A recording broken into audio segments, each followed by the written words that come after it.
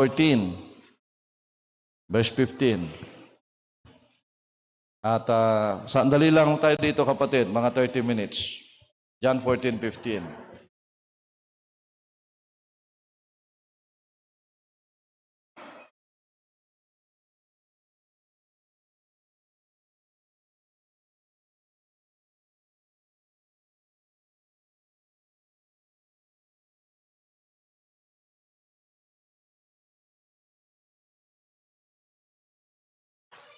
Are you there? Amen? Lahat tayo, basahin natin ng may kalakasan. Amen? Alright. Sige po. At 30 minutes, hiniling ko po ang inyong presensya. Alright.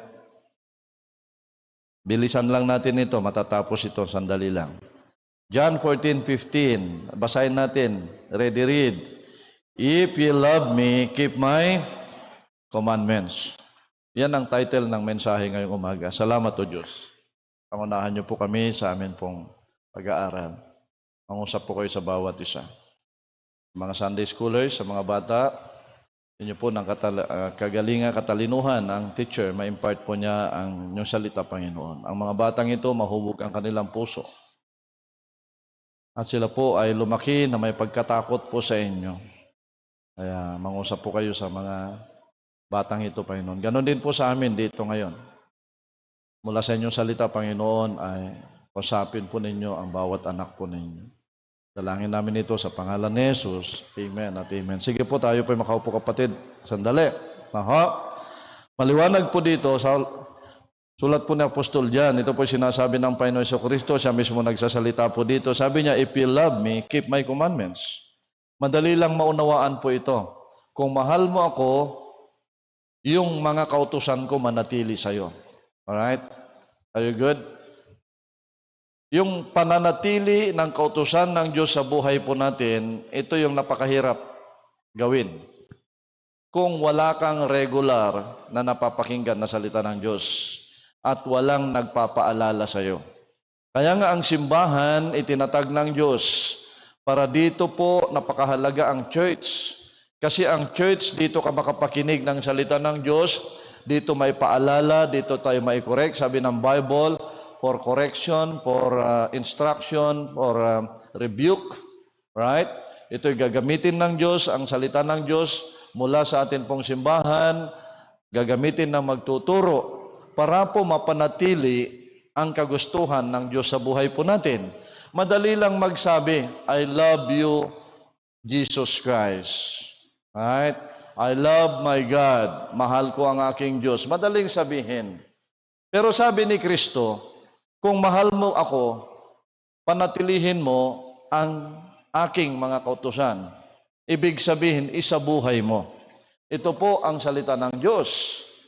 Kaya nga simple lamang na paalala, sabi ng Bible, children, obey your parents in the Lord, for this is right. Sampol lang yon. Right? Kautusan po ng Diyos.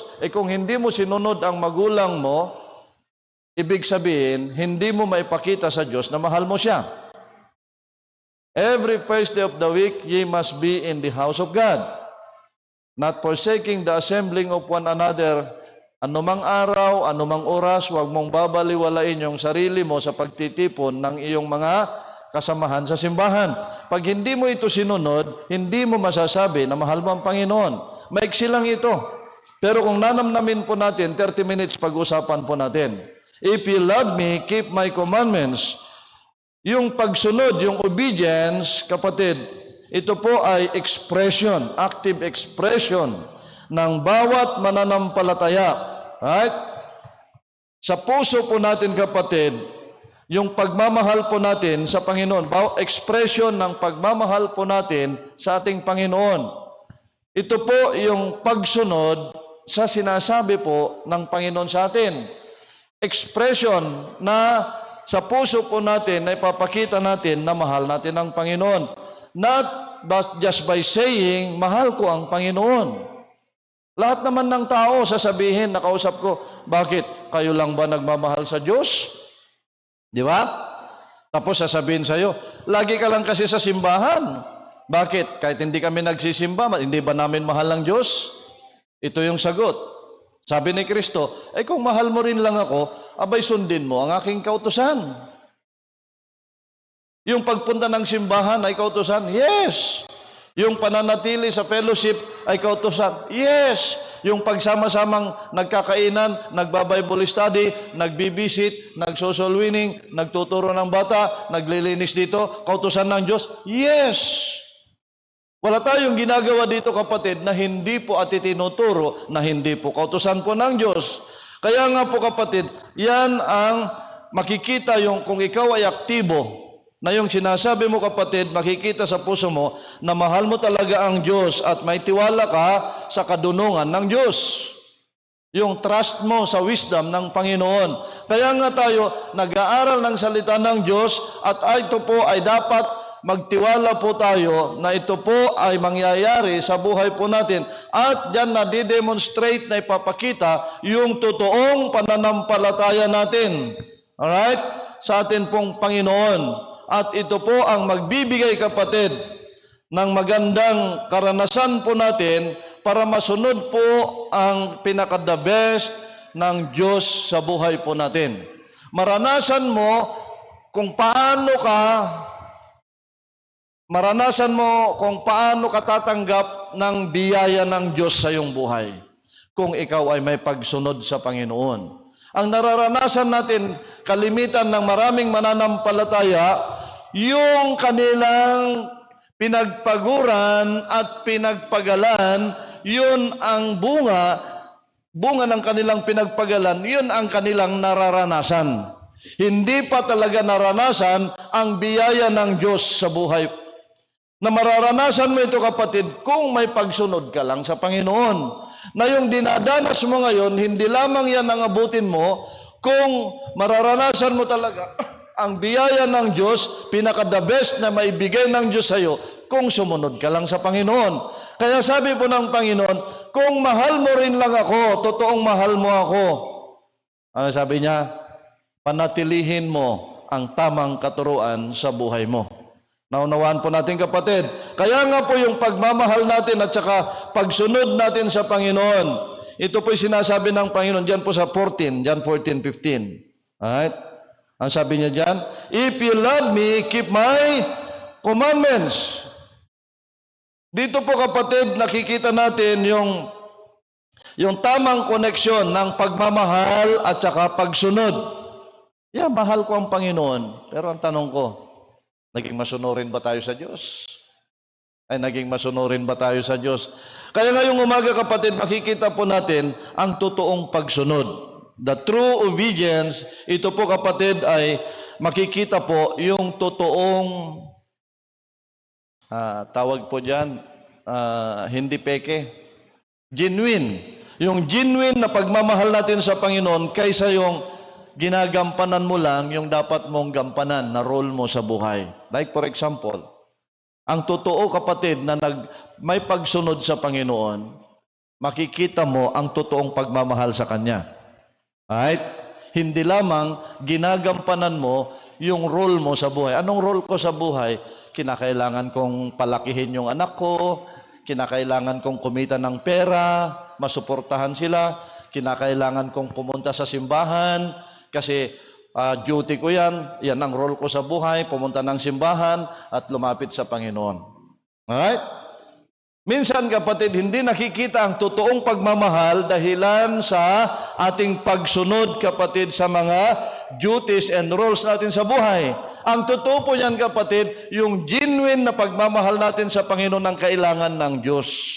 Nasabi niya, kung mahal mo rin lang ako, totoong mahal mo ako, sumunod ka. Manatili sa iyo ang tamang katuruan, ang mga itinuturo ko sa iyo. Kaya ngayong umaga, may question, nananatili ba sa atin ang tamang katuruan ng Diyos sa buhay natin? Alright? Nananatili ba, napapanatili ba natin ang mga kautusan ng Diyos sa buhay po natin? Pag nangyari po yan, kapatid, mahal mo nga ang Diyos talaga. At makikita ang totoong pagmamahal po natin sa atin pong Panginoon. 1 Samuel, please. 1 Samuel chapter 15, verse 22. Ang sabi po ng Bible, maganda po. Puntahan po din po ninyo.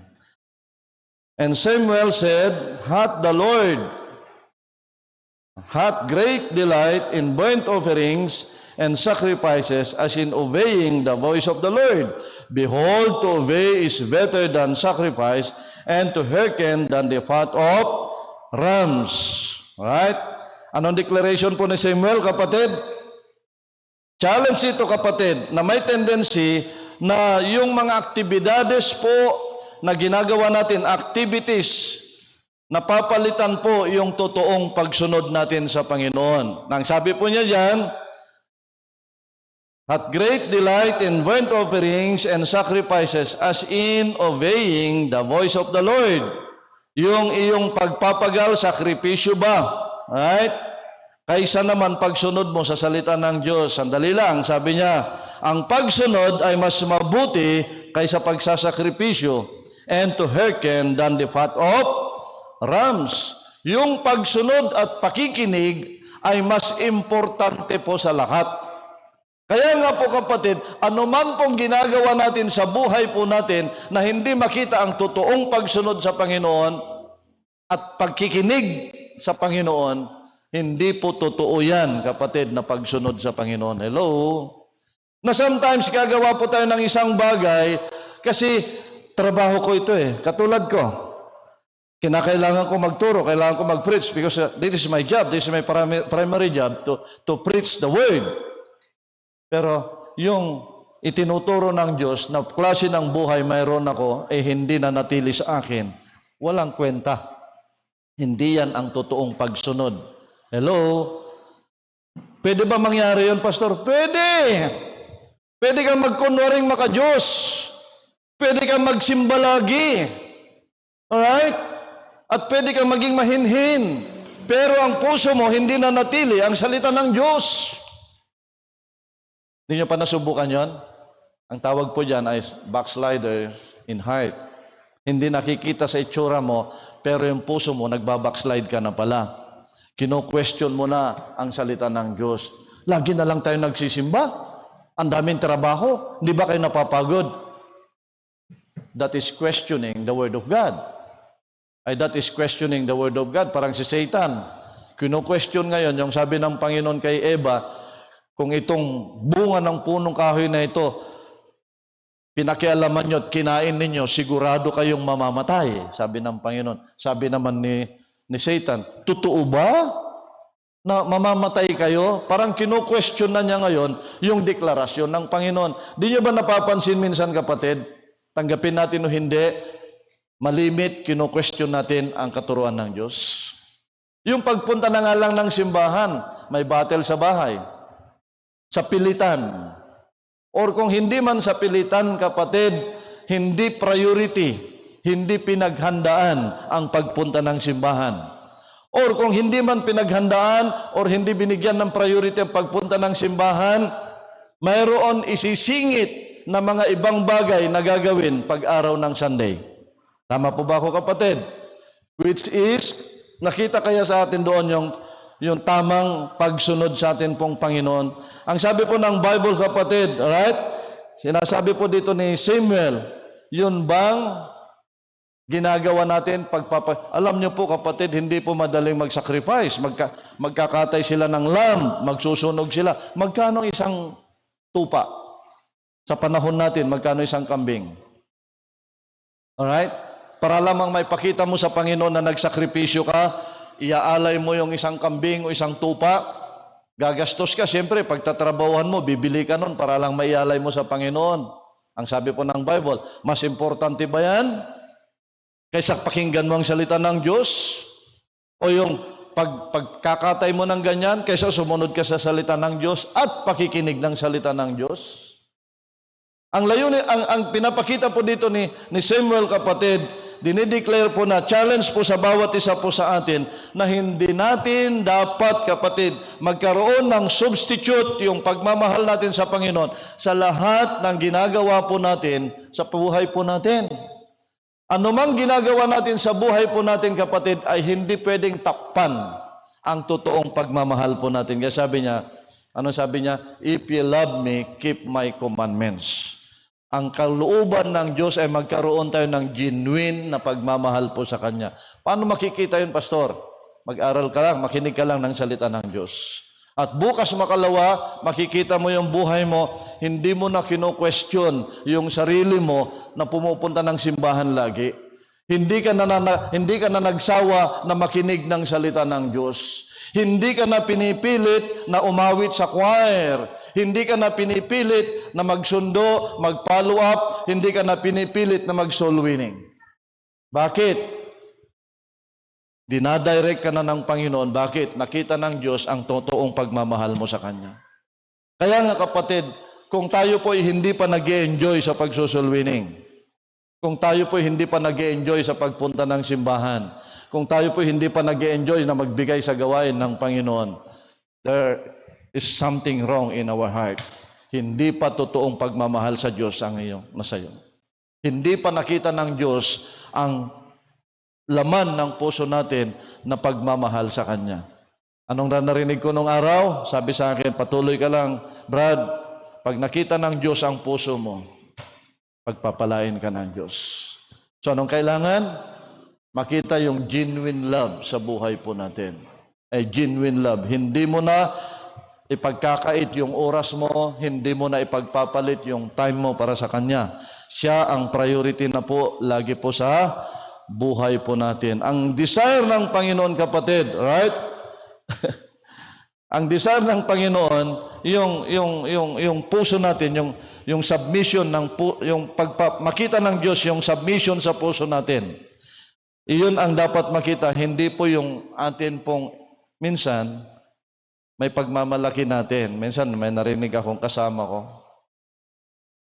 Lahat na lang daw ginawa niya sa buhay niya. Kahit nga may sakit ako, gumagawa pa rin ako sa gawain ng Panginoon eh. Wow. At lahat naman, sinunod ko ang gusto ninyo eh. Wow. Pero bakit? Hindi ko nakita na mahal mo ang Panginoon. Paano nyo makita, Pastor, yung pagmamahal ko sa Panginoon? Eh bakit? Yung ayaw pa rin ng Panginoon ang ginagawa mo. I-justify mo na marami kang ginagawa sa Panginoon, pero ang ginagawa mo, kinukusit mo ang Diyos. Anong kinukusit? Pinagtataguan mo ang Diyos. Hindi yung kagustuhan ng Diyos ang ginagawa mo, kundi tinatakpan mo lang ng ginagawa mo, literal na nakikita, hindi yung puso natin dapat ang makita ng Diyos. Dahil kung totoong mahal mo ang Diyos, sabi ko nga sa Kanya, unang-una, huwag mong kukwestiyonin ang instruction ng magulang mo. Pangalawa, sabi ng Biblia, magpakatotoo ka lang. Bandang huli, nag-bow down. Totoo nga, kasi may itinatagong kasalanan sa puso. Na minsan, kapatid, yung atin pong ginagawa panlabas, gusto lang natin matakpan yung ginagawa natin. Makita ng Panginoon. Pero tandaan po natin, kapatid, ang dapat makita ng Diyos sa puso natin ay yung malinaw na genuine na pagmamahal natin sa Kanya. Totoong pagmamahal sa Kanya. Kaya sabi nga po dito, oy, the burnt offerings and sacrifices, hindi mo pwede ipagpalit sa pagsunod sa salita ng Diyos. Sandali lang. Ang pagsunod ay mas mabuti pa kaysa sakripisyo mo na ginagawa mo at saka sa pakikinig ng salita ng Diyos kaysa mga taba ng rams, yung inaalay mo na karne para sa Panginoon. Kapatid, wala tayong pwedeng ipagpalit sa pakikinig at pagsunod sa salita ng Diyos. I hope maliwanag po yan. Bakit lagi tayong ini-encourage? Pumunta tayo ng simbahan, huwag kayong mawala sa simbahan, huwag niyong hahati-hatiin lang yung panambahan niyo. Iba yung napakinggan mo sa umaga, iba yung napakinggan mo sa hapon. Para sa iyo yan. Ay para sa iyo yan. Alam mo kung bakit? Makikita mo sa buhay natin, marami tayong ipinagpapalit pa rin, kapatid, na mga bagay-bagay sa pagsunod natin sa Panginoon. Number 2, right?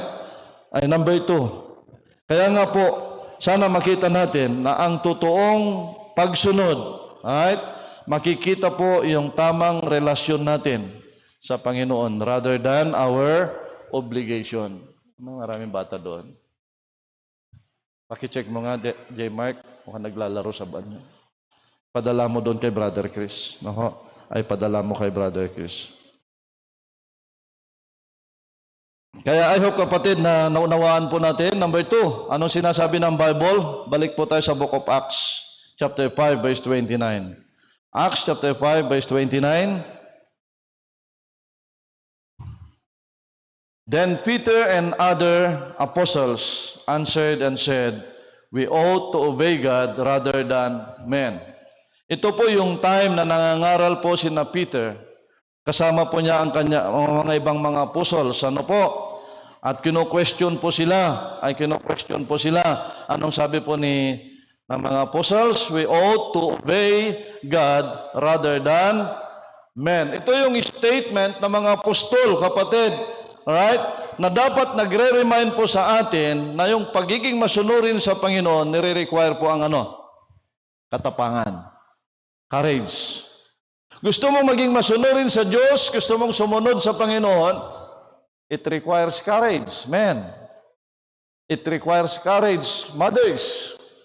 It requires courage, fathers, and young people.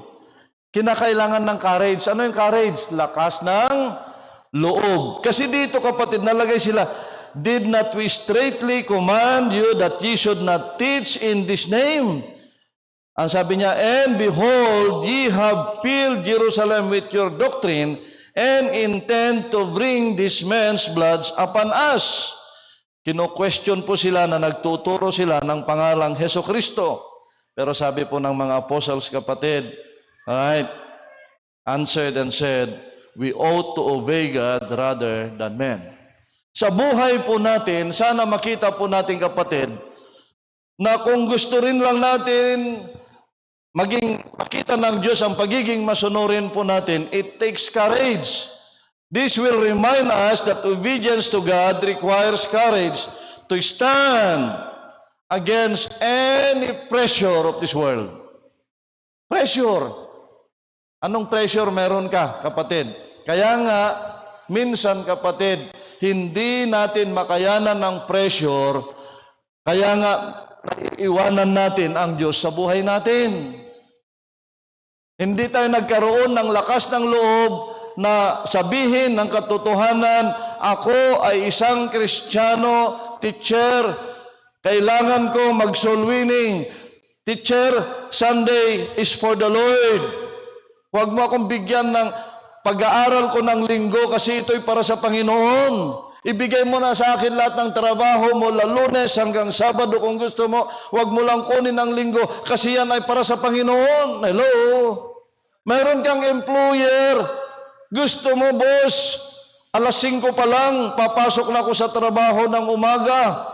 Kahit abutin ako ng alas 6 ng hapon, huwag mo lang pakialaman ang linggo sa buhay ko. Hello?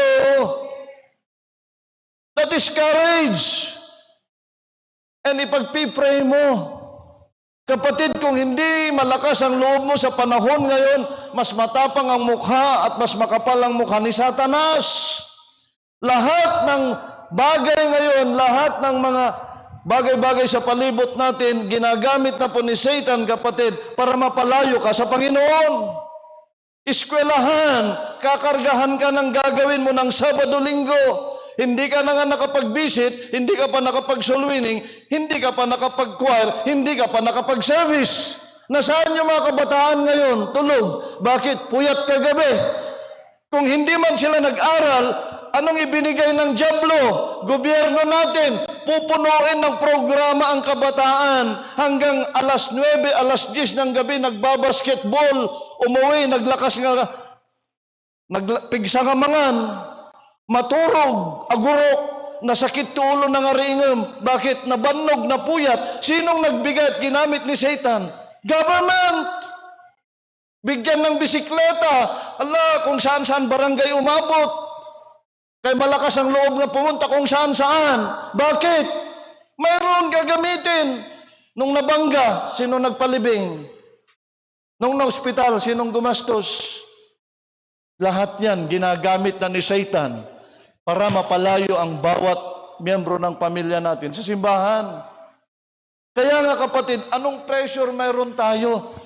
Pagkaperahan, pressure sa kamag-anak para hindi ka makapag-involve sa Panginoon, pressure sa pera para hindi mo maiwanan ang trabaho mo, pressure sa pamilya, lahat yan, pressure sa pag-aaral.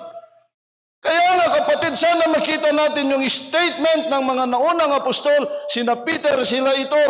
Sinasabi nila, alright, ay sinasabi po ni na Peter dito, na ang pagsunod sa Panginoon mas importante. Ay mas importante. Wala nang pwedeng ipagpalit, kapatid, yung pagsunod po natin, kailangan po natin ng courage. Mas pipiliin ko ang Diyos kaysa tao. Mas pipiliin ko ang salita ng Diyos kaysa kautusan ng tao. Kaya, sana makita po natin dito sa bagay na ito, kapatid. Alright? Kung paano ma-maintain yung allegiance natin, yung promise, yung commitment natin sa Panginoon. Hindi po ito pagre-rebelde.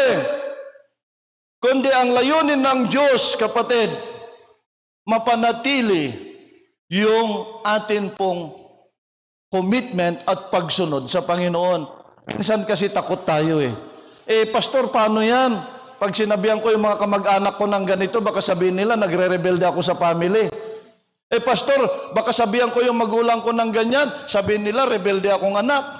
Pastor, baka sinabihan ko yung teacher ko na ganyan, sabihin nila, magaling pa ako sa teacher. Pastor, baka sabihan ko yung supervisor ko, yung leader ko sa trabaho ng ganyan, baka sabihin pa niya, anong ikinatakot mo? Right? Ang gusto ng Diyos, mapatunayan mo at may pakita mo sa Kanya ang totoong allegiance mo sa Kanya, ang totoong commitment mo, at ang totoong pangako mo sa Kanya. Makita sa puso natin, nananatili ang kautusan ng Diyos kung totoong mahal mo siya. Hello? Sometimes, kapatid, takot na takot tayo kung kani-kanino sa mundong ito. Pero hindi tayo natakot sa Diyos. Kaya itong mga apostol na ito, pambihira, matindi yung statement nila. I'd rather choose to obey God than man. Yan ang Kristiyano. Mas pipiliin kong sumunod sa Panginoon kaysa tao. Kapatid, ang tao, kaya tayong patayin, physical, pero hindi tayo kayang patayin, spiritual. Pero ang Diyos, both, kaya niyang putulin sa atin. Kaya niyang putulin po sa atin. Sana makita po natin ito, katotohanan na ito, kapatid. Parang ano, kapatid? Familiar ba kayo sa kumpas? Sinong nakaalam ng kumpas? Uso nun, yung relo may kumpas, right? Saan nakatutok yung kumpas lagi? North. Amen? North Pole. Ang kumpas ay laging nakatutok sa north. Kahit anong mga ikot-ikot mo, regardless sa surrounding, sa condition, laging nakatutok sa north. Amen? Bilang Kristiyano, kapatid, anuman nangyayari sa buhay natin, anumang kondisyon sa buhay natin, anumang mga bagay-bagay kapatid, pare-pares tayo. Right? Araw-araw nagbabago ang panahon. Dumarating sa atin ng kabigatan, dumarating sa atin ng iba-ibang sitwasyon. Pero anuman saan ang sitwasyon ng dumating sa buhay po natin, lagi tayong nakatingin sa north. Kanino? Sa Panginoong Hesukristo. Parang kumpas, balik-balik ta rin mo man yan, nakatutok pa rin sa north. Ano man dumating sa buhay natin, pagpalain ka man ng Diyos, nag-aaral ka man, nagsusumikap ka, o anumang pinagdadaanan mo, lalong-lalo pag ikaw ay nagtagumpay na sa buhay. Maraming nagtagumpay, maraming nakagraduate, maraming nakapagtrabaho, hindi na sila sa Panginoon nakatingin. Alright? Ay hindi na sa Panginoon nakatingin. Bakit? Grabing pressure ng pera nila eh. Grabing pressure ng bagong grupo nila. Right?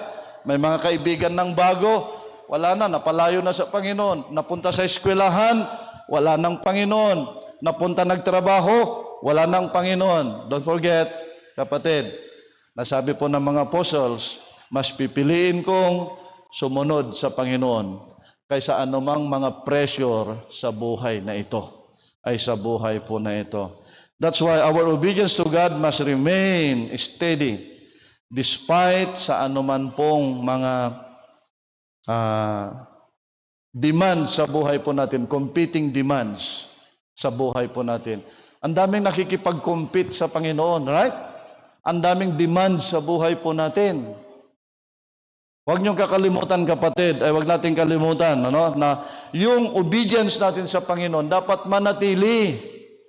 Hindi natin pwedeng i-compete yung pag-aaral natin. Hindi natin dapat i-compete yung trabaho natin. Sino nagbigay lahat yan? Diyos! Nakakahiya naman. Binigyan ka ng pag-aaral, binigyan ka ng pag-abroad, binigyan ka ng trabaho, binigyan ka ng pamilya, binigyan ka ng sarili. Yun ang i-compete mo ngayon sa Panginoon. Baka sabihin ng uy, naulol ka na ba? Lahat yan binigay ko sa iyo, tapos yun naman na i-compete mo sa akin. Yun naman na itatapat mo sa akin. Nasaan makita yung pagsunod? Nakuha natin, kapatid? Amen? Na minsan, ikinocompete natin sa Diyos. Hindi pwede yun. Sabi ng mga apostol, ay sandali lang. Mas pipiliin ko ang Diyos. Bakit? Siya aking tagapagligtas. John 14, verse 23. 10 minutes. John 14, gusto ko lang, kapatid, ma-establish sa atin na sana po makita natin ang totoong kalagayan po natin sa ngayon. John 14:23, Jesus answered and said unto him, If a man love me, he will keep my words, and my Father will love him, and we will come unto him and make our abode with him. Alright? Kung ang tao ay mahal niya ako, manatili ang aking salita sa kanya, at ang Ama ay mamahalin, and we will come unto him and make, kakasamahin po namin siya. He that loveth me, not keepeth not my sayings, right? And the words which ye hear is not mine, but the Father's which sent me. Sa Panginoon po yan, sa aking Ama po yan. That's why sinasabi niya dito, yung expression natin ng pagmamahal sa Panginoon, it involves both, kapatid. Para ma-express natin yung pagmamahal natin sa Panginoon, involves what? Pagkakilala sa Kanya at paggawa sa kabutihan po ng Diyos. Minsan, marami tayong napag-aralan na eh. Amen. Minsan, advance na tayo sa kaalaman. Ikaw ba naman 5 taon ka nang nakikinig ng salita ng Diyos? Hindi mo pa ba kilala ang Diyos? Kilala mo na, kapatid. But the problem, yung paggawa ng kagustuhan ng Diyos sa buhay po natin. Amen. Ang problema na lang, kapatid, alam natin, kilala natin ang Diyos, kakasamahin tayo ng Diyos, mapapalapit tayo sa Ama pag sinunod natin ang ating Panginoon Jesucristo. But the problem, alam mo na yan, kapatid, alam na natin yan. Ang problema lang, ginagawa ba natin ang kagustuhan ng Diyos? Yun bang will ng Panginoon? Yung kagustuhan ng Diyos sa buhay mo, kapatid, ginagawa ba natin? Yun ang malaking question mark. Ano ho? Yung umaawit po dito, sino yung musician natin? Nasaan? Nagtuturo ba doon? Right? Si Sabina. Ha? Pakitawag. Baka akala niya, alam na niya tinuturo ko. Pakitawag niyo sila dito. Itong mga musician natin, kayo po na nag-aaral ng violin, kayo mga umaawit, naturuan kayong umawit, amen? Kaya nga Saturday after Saturday, nandito tayo para tinuturuan po tayo. Walang kwenta yung music kung walang salita ng Diyos. Ang kailangan dito yung salita ng Diyos. Ang isang musician, alam mong tumugtog, alam mong umawit, pero may question. Alam mong umawit, pag hindi ka naman umaawit, tama ba yun, kapatid? Naturuan ka na ng tama at hindi mo ginawa yung tama, may question. Nakita ba yung pagsunod natin doon, kapatid? Hello? Tulad ng isang musician, naunawaan mo na ang nota, alam mo nang tugtugin, alam mo nang awitin. Alright? Pero wala kang commitment na gawin. Sa tingin mo, kapatid, pagsunod yon? Hello? Lahat tayo. Halos lahat tayo, kapatid, naturuan na tayo kung paano i-share ang gospel. Lahat tayo, kapatid, sa inyo pong nag-join sa choir, lahat kayo alam nyo nang umawit. Pero pag hindi ka umawit, sa tingin mo kaya, kapatid, katulad ng musician, marunong magpiano, pinag-aral mo, alam niya ang nota, alam niyang magpiano, pero ayaw niyang umupo doon at ayaw niyang tumugtog. Sa tingin nyo kaya, kapatid, masaya ang Diyos? Hello? Masaya yung teacher? No, sir! Naturuan mo na yung anak mo paano magluto. Naturuan na anak mo paano magwalis. Naturuan na yung anak mo paano maglaba. Ayaw bumangon. Ayaw magluto. Masaya kaya si tatay, si nanay? No, sir! Ganon din ng Panginoon. Tayo ay natuto na, alam na natin ang salita ng Diyos, pero hindi natin isinagawa, kapatid, para kang musician. Tinuruan kang tumugtog, hindi ka naman tumutugtog. Tinuruan kang umawit, marunong kang umawit, hindi ka man umaawit. Kapatid, sana makita po natin, ang katotohanan po ngayong umaga. Baka nandito tayo sa bagay na ito. Alright? Ay baka nandito tayo sa bagay na ito. Nasabi po ng Bible, kapatid. Alright? If a man love me, he will keep my words. And my Father will love him, and we will come unto him and make our abode with him. Sana, mga kapatid, makita po natin ito. Ay makita po natin. Lahat po tayo natuto na. Lahat po tayo alam natin na ang pinakamamahal ng Diyos, kaluluwa. Paano maligtas ang tao kung paano ka naligtas? Umabot sa iyo ang ebanghelyo. Pero ang tanong, ginagawa rin mo rin ba ito dahil alam mong mabuti at alam mong tama? Nagbibigay ka rin ba ng tracts? Isineshare mo rin ba ang gospel? Tahimik ka, no? Kaya nga, kapatid, sana po ay makita natin ngayong umaga na yung pagsunod natin sa Panginoon is an expression ng pagmamahal natin sa Kanya. Na ginawa mo, kapatid, yung natutunan mo at napakinggan mo at ginawa mo, yan ang nagpapakita na i-express mo, kapatid, na mahal mo siya. Kaya sabi niya, if you love me, keep my commandments. Kung mahal mo ako, panatilihin mo sa puso mo ang mga inuutos ko, sinasabi ko sa iyo. Ilan sa pamilya natin, sa anak natin, ang naturuan na po natin. Lahat sila. Amen? Parents? Lahat sila, naturuan natin sila. But the question, sa mga anak natin, nananatili ba sa puso nila ang naituro natin sa kanila? Kaya nga, kinakailangan paalalahanan. Kaya nga sa simbahan natin, paalala na naman. Every Sunday, napapaalalahanan po tayo. Bakit? Gusto ng Diyos na makita sa puso natin ang totoong pagmamahal, ang totoong pagsunod po sa Kanya. Last verse, Deuteronomy please. Deuteronomy chapter 11. Deuteronomy chapter 11, verse 26. Ang sabi po ng Bible, behold, I set before you this day a blessing and a curse.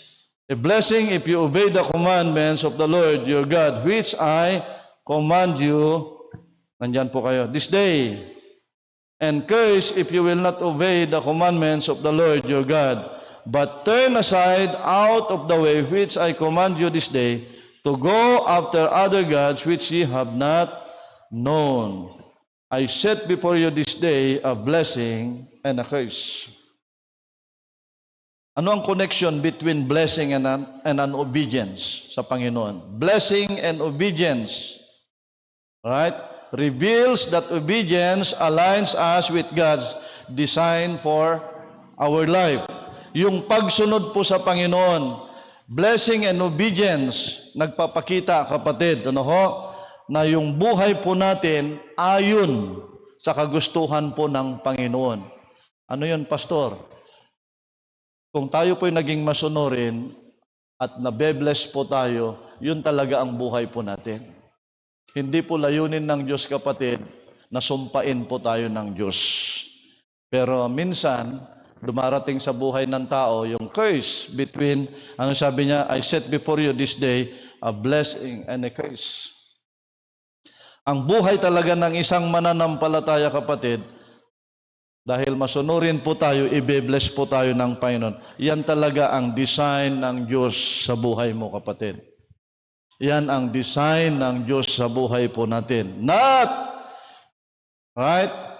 Yung curse, hindi po layunin ng Diyos na susumpain po tayo. Ang layunin po ng Diyos, kapatid, tayo po ay i-bless ng Panginoon. Anong kailangan lamang po? Obedience. Kaya sabi ko, kapatid, bakit gusto natin ng biyaya ng Panginoon, ayaw naman natin sundin ng Panginoon? Yun ang design ng Diyos sa buhay po natin. Hindi po tayo tsumachamba. No? Hindi po tayo tatayan ng huweteng baka sakaling swertihin. Hello? Hindi tayo nagbabaka sakali. Sigurado ang buhay natin, i-bless tayo ng Diyos. Di ko alam kung paano gagawin ng Diyos. Pag naging masunurin ka sa Panginoon, i-bless ka ng Panginoon. Kaya lagi kong sinasabi, kapatid, young people, ayusin yung buhay nyo. Pag sinunod nyo ang Panginoon, i-bless kayo ng Diyos. Hindi yung kagustuhan ninyo, hindi yung kagalingan ninyo, hindi yung shortcut. Wala pong shortcut sa Panginoon. Huwag mong dadayain ng Diyos. Baka sakali makalusot. Palusot yun. Gusto mong i-bless ka ng Panginoon, obey God. Alright? Simple lang. Sundin mo lang ang Panginoon and i-bless ka ng Diyos. Yun ang design ng Diyos sa atin, kapatid. Kaya sana makita natin, minsan nakarinig ako, yung sarili natin programa, yung sarili nating plano, yan ba'y nakadesign sa salita ng Diyos? Design ba ng Diyos sa buhay po natin? Sa ating mga mag-asawa, sa inyong mag-asawa, sa inyong mga binata at dalaga, ano ba design ng Diyos sa buhay ninyo? Alright? Maging obedient po tayo sa kanyang salita. Amen. Huwag niyong pairalin ang sarili niyong katalinuhan. Minsan, may dumating sa akin dito.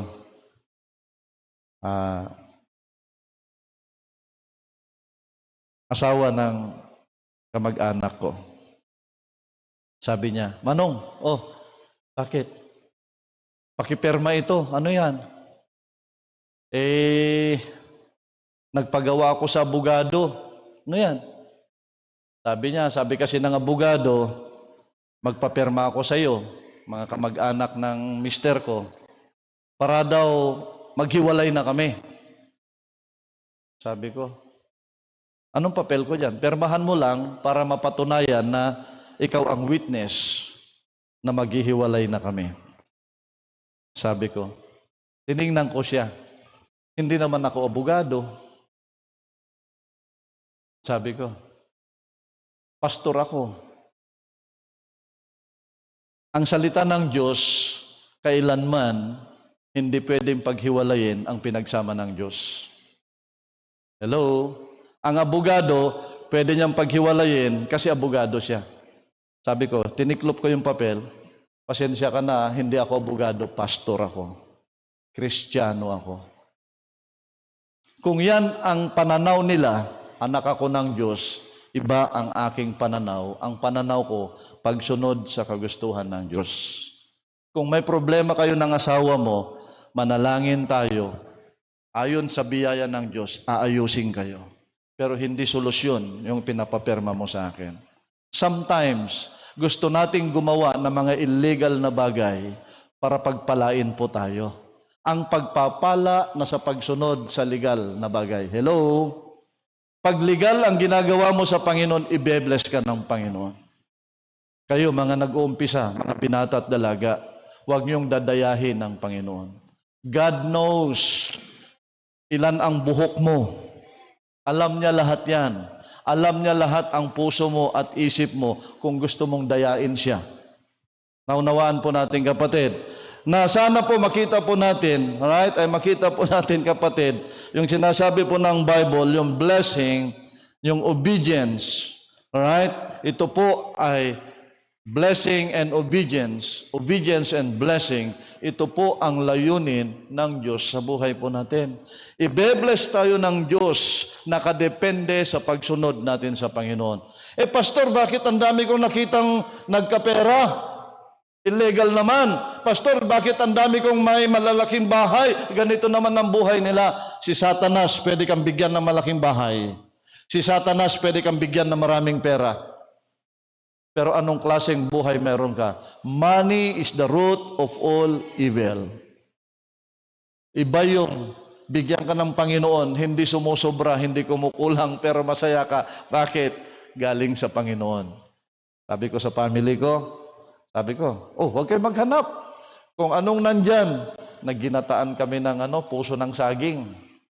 Abay, hindi sila nasasarapan. Sabi ko, masarap yan. Bigay ng Panginoon yan. Nyug, galing sa bakuran. Puso ng saging, galing sa bakuran. Alright? Lahat yan, biyaya ng Panginoon. Masaya. Bakit? Alam mo, galing sa Panginoon. Hello? Kaysa naman kumakain ka ng limpak-limpak na ninakawan na galing sa flood control.